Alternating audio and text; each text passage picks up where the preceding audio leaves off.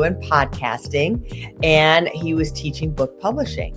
He's like, how do you become an expert in your field? Amazon now has opened up that anybody can publish a book. You don't have to have a traditional publisher. So at the time, I had a timeshare down in the Dominican Republic. So I was trying to figure out how to differentiate that. So I wrote a book about that. And I did like the best restaurants and places to go in the Dominican that I would offer as like a little bonus when you booked the house with me. And then there was another gal there. She was recently divorced, and she says, we should go down to your villa, but we should make money while we're there. Let's do something to make money. So we decided that we both knew she was a website developer, but and a digital marketer, and we decided we should do a book writing. That was Melanie Churella Johnson, a media mogul and entrepreneur. She is the owner and founder of Elite Online Publishing, which has published over 3,000 books, making all of its authors #1 bestsellers. Melanie got her start in the industry by owning and operating 2 TV stations in Houston and Dallas that grew to be worth over $100 million. Melanie is also a WSJ USA Today 16X best-selling author and TEDx speaker. If you want to write a book and become a bestseller, keep listening. So welcome to another episode of the Online Marketing Secrets podcast with your host, Lopaz. Like and share this episode, and let's get started. Sit back and relax and get ready for another exclusive episode of the Online Marketing Secrets podcast with Lopez. This episode is sponsored by Goody, the ultimate AI software for all your content needs. Whether it's blogs, websites, newsletters, articles, ads, LinkedIn posts, or even images for your social media, Goody has you covered. Here's how it works. Goody takes the hassle out of content creation by generating high-quality material tailored to your needs. Best of all, you can try it absolutely free for 7 days with full access. That's right, no cost, no risk, and you can cancel anytime. Getting started is easy. Simply go to lopezlasane.com/goody or click the link in the show notes to begin your free trial today. Don't let content creation slow you down. Try Goody now and discover the easiest way to supercharge your blogs, websites, and social media today. Don't wait. Go to lopezlasane.com/goody and get your free trial today. So, where are you from? I'm from Houston. I live in Houston, Texas. Grew up in Michigan. And when I moved here, you know what they told me? Do you know the difference between a Yankee and a damn Yankee? No. They said the damn Yankee stays. Oh, well, yeah. So that was me. I've been here a long time. I came down to start a TV station with my former husband, Channel 51, KNWS. And we built it from scratch. And the plan was to build it, sell it in 5 years, and move back to Michigan. Well, that was in 1993, and I'm still here. Oh, wow. Wait a minute. How did that go? As far as the TV station, because I always wondered, how do people start these channels? Yeah, well, a traditional TV station, which was really something back in the day, right? TV was everything. There was no internet, pre-internet. So you had to get, there was only so many licenses. They don't have like unlimited licenses. And every once in a while, some licenses would come up and be available, and you'd have to apply for it and show that you had the funds and the means and the education, mostly the education too, to build the TV station. And then go through litigation and go through this whole process. And then they hone it down to like the top 3, and then they pick who they are going to award it to. But then you just get a piece of paper, Lopez. That's all you get. Like, hey, you can have a TV station. So then you've got to go build a tower. You've got to get a facility, put all the equipment in it, a transmitter, all of that stuff, hire the people, get the furniture, all of that. So it's like, basically you just got awarded it. And it's not like a franchise where they tell you everything that you need, right? They say, you know, this is how long you cook the hamburger. This is the type of hamburger cooker you need. No, you got to figure all that out. And I remember at the time, we thought we were way ahead of the curve because we bought all this new equipment. So we had much newer technology than everybody else. But, you know, in any type of electronic business, every couple of years, there's the newer, better, greater thing that comes out. Yeah. You know, I always wondered about that because, every 10 years there's a new channel, based on sports or Yeah. Well, you know what happened? So that there's difference between over-the-air broadcasts, which like when we were kids, you had the 3 networks and then you had the UHF stations, right? And that's what we built was what was the UHF station. And then right when I was leaving the business, we went digital. And then each FCC, UHF station or ABC affiliate, they got digital channels, anywhere from 5 to like 15 digital channels on top of their channel. So then they could sell time on those digital channels. So it was like being channel 51A, channel 51B. But then with cable, which is entirely different, cable's a different animal. You can have as many cable stations as you want. You don't have to get approved by the FCC to have a cable network. Wow, yeah.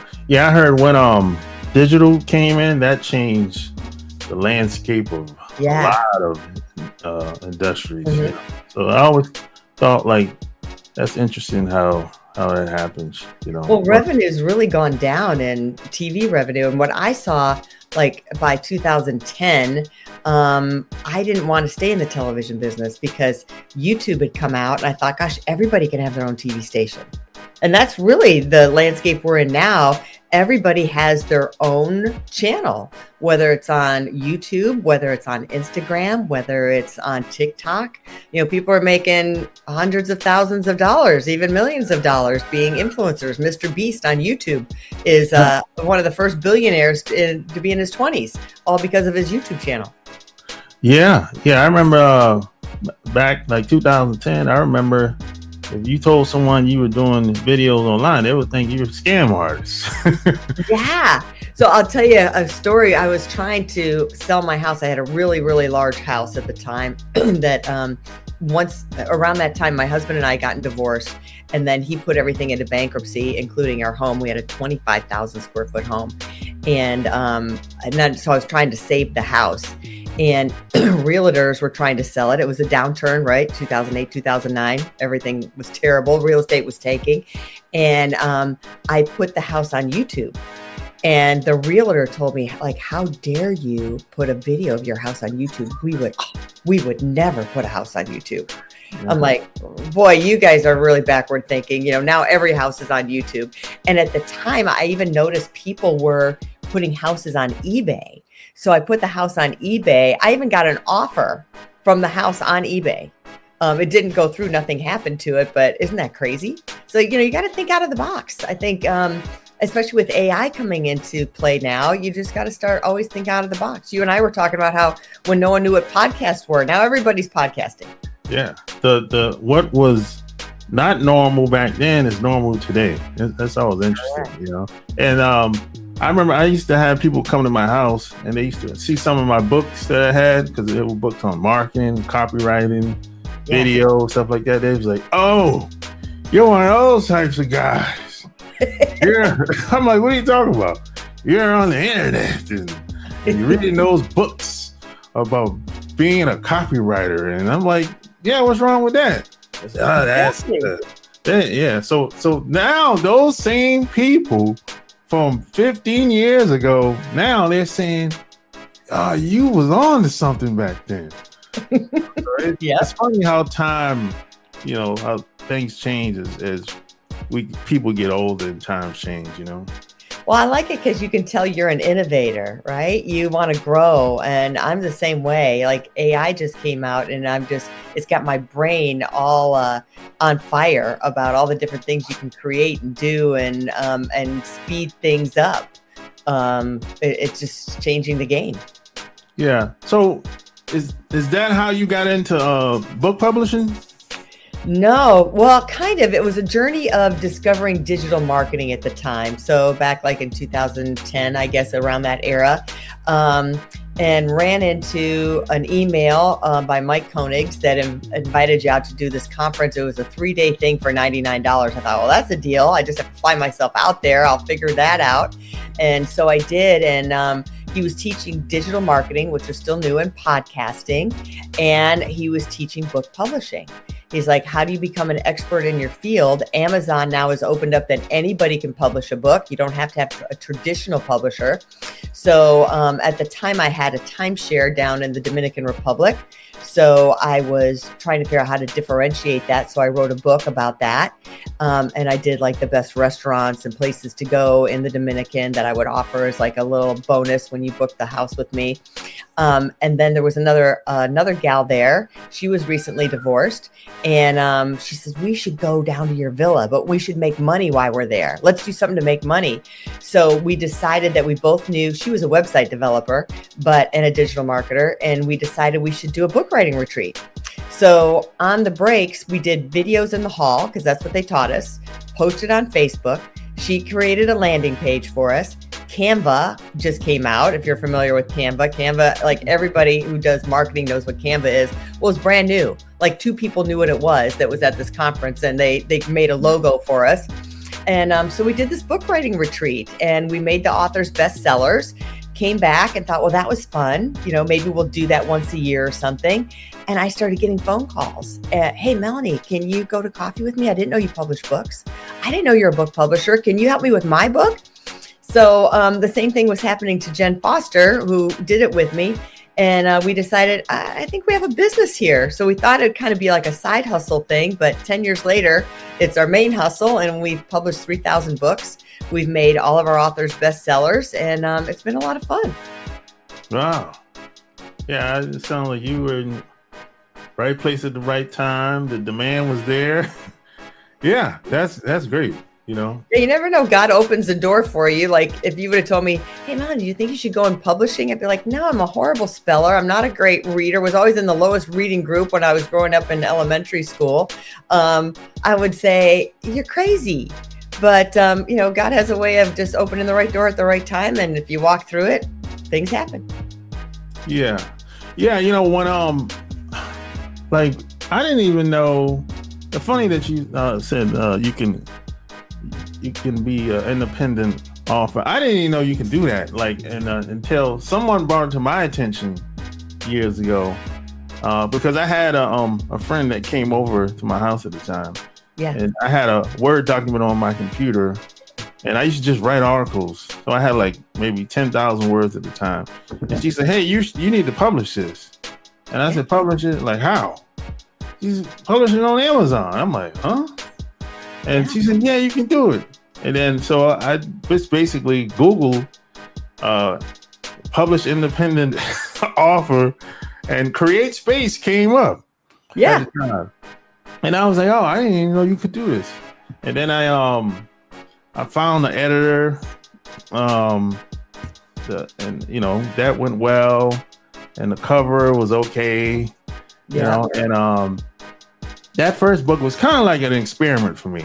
And I always tell people, and the only reason I did it is because number one, she thought it'd be a good idea, and at the time I had a YouTube channel. And the people kept asking me questions. So all I did is just took those questions and put it in the book. And people started to buy it just like that. That's so funny. That's one of our formulas for making a book. You did 2 things. You repurpose content. We tell people if you have a bunch of articles, you can just repurpose them. These guys called The Minimalist had blog posts. They repurposed it into a book, which became a movie. We also tell people our formula is a 10 by 10 by 3. People say, well, I don't even know where to start to write a book. Where should I start? And I say, start with your most frequently asked questions. Write down your top 10 frequently asked questions. You can have more, and then have the should ask questions. Like if they knew what you knew, what would they ask you? Right? Yeah. So then have those questions, but don't just answer them. The number 3 part is put 3 stories with them, whether they're your personal stories that illustrate it or stories of an example of somebody else. Could be somebody famous, could be someone you heard of, could be your neighbor's story, right? That you put in there. And next thing you know, you've got enough content for a book. Yeah, exactly. People love stories. I kind of always try to be in story mode. Even when I bring like guests on, I like to start from where they came from to where they are today, So I'm always, whether it's in print or video form, I try to stay in the story mode because people like that stuff. Yeah, it's true. They remember the stories. Yeah, you know. So, do you think that, because, you know, this is back in the day, it was this one guy, he's an older guy. He was one of those guys, he was a speaker, and he used to always say, he thinks everyone should write a book. Yeah. do you agree with that? Everybody has a story. You know, I think the thing that stops people is that, oh, is my story different? Would anybody really care? And I always tell people, listen, I'm in Houston, Texas. There's churches on every corner here, but they're all teaching out of the same book, but not everybody likes the same preacher. They want to go because they connect with somebody that their story or how they tell it, they connect with and relate to. So there's going to be somebody that you're going to change their life by your story. Whether it's a book, whether it's an article, whether it's telling it in a podcast. And then there's the legacy part of it that a lot of people don't realize, that telling their story is a legacy. Like we have some people that have really accomplished a lot of things that I work with too. And I say, what do you think, like your great-great-grandchild would say, well, how did it all happen? How did this really come about? Like, how did I get where I am? Well, because like my grandfather, which is my kid's great-grandfather, right? I'm Romanian 100%. He was 12 years old, but he had been sold as an indentured servant, and he ran away, and he was a stowaway on a boat to America at 12. So all by himself, and came over to America. But if he had never done that, that's how we ended up here. And the story of our family's progression went. But, sharing those stories of where you came from. And if I wish I would have had, like, if he kept a journal, could you imagine? Right. Yeah. And my grandmother, he went back to Romania to get a wife. And they married over there. They stayed there for about a year. They came back. She was on the boat and she was pregnant. She gave birth on the boat to twin girls, and they were premature. And the captain of the boat said, this is inhumane. You should not keep these girls alive. We should throw them overboard. They're not going to survive. They're very tiny.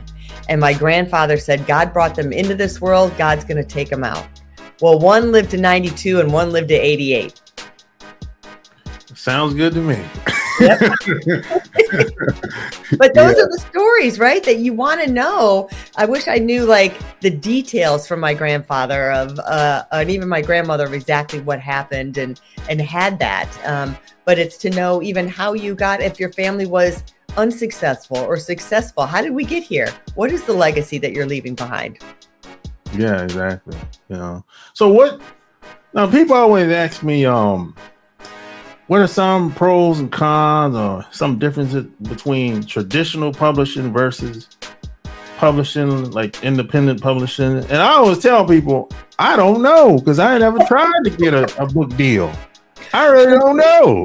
Well, I love that question. Let me walk you through the whole process here. So you really have like 4 choices. You have traditional publishing, right? You have hybrid publishing. You have, I'll call it concierge publishing, which is what we do. And you have do-it-yourself publishing. So traditional publishing is where you have to get an agent to represent you. And in today's marketplace, you really have to have a big following. They're not going to take you if, I hate to use the word nobody, but if you don't have, 1 million followers on your Instagram, they're not interested because they don't do any marketing for your book. They basically publish your book and they want to know that you're going to sell books because you're you. Like whether you're Kevin Hart, or we just worked with Shaquille O'Neal's former wife, and she has a big following. She has a reality show. She was working with a traditional publisher, but they brought us on to do the marketing and make her a bestseller, an award winner. So they want to know that you're going to move books if you're with a traditional publishing house. So unless you have a personal brand and a big following, then they're not interested in you. Then the other part about traditional publishing is it takes a long time. It's anywhere from, I would say, 1.5 to 2 years. From the time you're searching for that agent, the agent is pitching you, the book gets written and edited and marketed and published. It's a long road. So I tell people, what's the cost of doing business or the cost that you're not getting your book out there. So if your book is a nonfiction book that's going to generate revenue for you, then if you're losing a whole year, how much business are you going to lose in that year? So you have to weigh those odds. If you're really famous, they're going to pay you, $250,000 to $10 million to have your book, right? That's a whole different animal. But then there is the hybrid model. The hybrid model is where it's kind of a combination. You pay them to do the book, right? But you don't pay as much as you would like a concierge publisher. But the deal is they really still kind of own the book. Like a traditional publisher really owns your content. You're limited what you can do with your book. Like one of our authors, she could only repurpose 10% of her content. She couldn't make a workbook out of it, a course out of it, nothing. So with a hybrid publisher, they're still publishing the book under their account. Like you were saying, oh, what happened to you there? No, keep going. Oh, all right. I thought I lost you. All of a sudden this went away. So a hybrid publisher is going to publish it under their name. So let's say it's XYZ Publishing Company. So you did CreateSpace, right? And you put your email address in there. You put your bank account information in there. Well, a hybrid publisher, let's say, ABC hybrid publisher is going to put their bank account in there. They're going to put their name and email as the publisher. All the revenue is going to come to them. And then they're going to say, we're going to do a profit split with you. We're going to take a certain percentage of the royalties. You'll get the rest, but we have to get all our money back first before you're going to see any of that. So if you paid us $10,000, we want our $10,000 back. And as you know, books don't really sell a lot. The average book sells maybe 250 copies. So basically you're never going to see any royalties and you've lost your rights more or less to the book. So we've had authors come to us and say, I can't get into my book. I don't know how many books I've sold. I want to repurpose my book. No, you can't do that.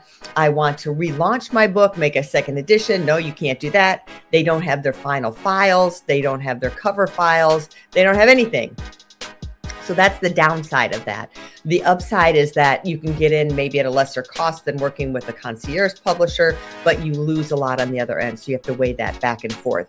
And what are they going to do for you to market your book? Some hybrid publishers offer marketing, and usually that's an upsell. So there's additional cost to that. So then the concierge publisher is, we publish the book for you. I work with, I own Elite Online Publishing. Obviously that's written there. And so we do everything as if you did it for yourself. I say it's like if you're building a house and you've hired a general contractor who has all the plumbers, electricians, tile layers, all the experts, and you've seen the homes that they've made. They're beautiful. They've got a great reputation. So that's what we do. We take all the heavy lifting out of it for you. You come to us, you pay us a one-time fee, and we do everything for you. And it's set up with your bank account, your email address, all the royalties, and 100% go to you. And you can do whatever you want with the content. You can make a course out of it. You can make articles out of it. You can make a workbook out of it, whatever you'd like to do with it. And our packages all guarantee that it'll become a #1 bestseller. That's also important. You want to know that you're working with a publisher that knows how to propel your book to bestseller status, to get it up to being #1. I always say, like, if you're playing football, you want to be able to score a touchdown on the first play and then keep your ball on the 20-yard line so you can keep scoring over and over again. Because otherwise you just get lost in Amazon's algorithms. As you might know, you're just down at the bottom of the barrel. You're like, is anyone going to find my book? I don't know. So, and Amazon pays attention when your book becomes a bestseller. It clicks in their algorithms and they're like, oh, people like this book. Let me send an email out to all the people I think that are going to like it and promote it to them.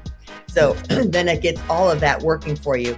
And then there's the do-it-yourself model, right? That you're going out. It's like building your home by yourself or remodeling.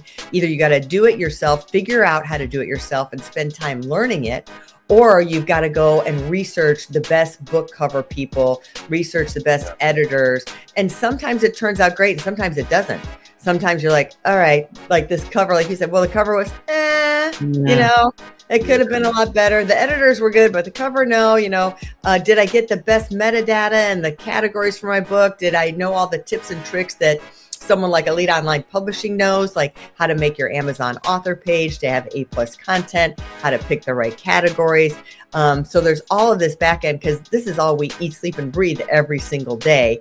We're up on the latest technology, on what Amazon's doing, what they're doing with AI, all of those things. So we're even doing books now where we can emulate your voice with AI, so you don't have to record it anymore. So I hope that helped, if it clarified it a little bit of the different options that you have. Yeah. I think the first book I published, I didn't know anybody besides the traditional companies that were helping people at the time. So I didn't have anybody to ask for advice. That's the thing. So basically I'm online searching for, I need somebody to cover. And somebody told me, hey, go to 360design.com. Yeah. I'm like, it's okay. The cover, it turned out okay, but it could have been better. Now I like the formatting inside, but the outside, I'm like, it's okay. But some people said they liked it. I said, okay, whatever. And then you have to weigh like your time, the value of your time, right? Like if you have a running business that you know you're making money at, would you rather be spending time on your business and making enough money and propelling your business more forward, or taking time away from your business or your family and learning how to do a whole new skill? Like, I know I don't want to learn how to lay tile in my bathroom. I just don't want to do that. It's not my thing. I would rather be publishing books or spending time with my kids. So, you've just got to weigh that back and forth and find what works for you. Yeah, exactly. And plus at the time I was working a full-time job. Oh, yeah. Yeah. Do you have the time to dedicate to something like that? Yeah. So I'm working from 3 in the afternoon to 11 at night.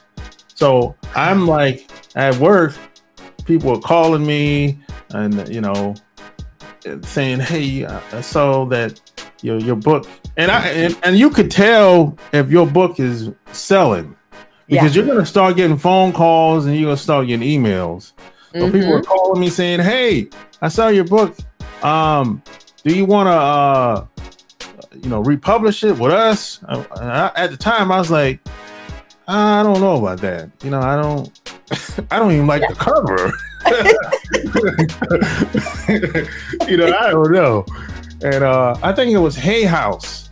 They called me and they said, hey, we can, if you give us I think they said $5,000, we'll republish it. We can add some more to the book, a new cover. They didn't say anything about no marketing though. I said, oh, see, there you go. Yeah. That's when I was like, I'll give me some time. I'll think about it. I'll call you back. We relaunch books for people that feel like it didn't go anywhere, and we do a bestseller campaign. It's like, my book has been out. Even if your book's been out for like a year or 2 years or 5 years or whatever, you can always relaunch your book and give it new life. That's one of the things I really like about books. I mean, I was in the TV business. We sold airtime, right? Commercials, they come and go. Once they're gone, they're gone.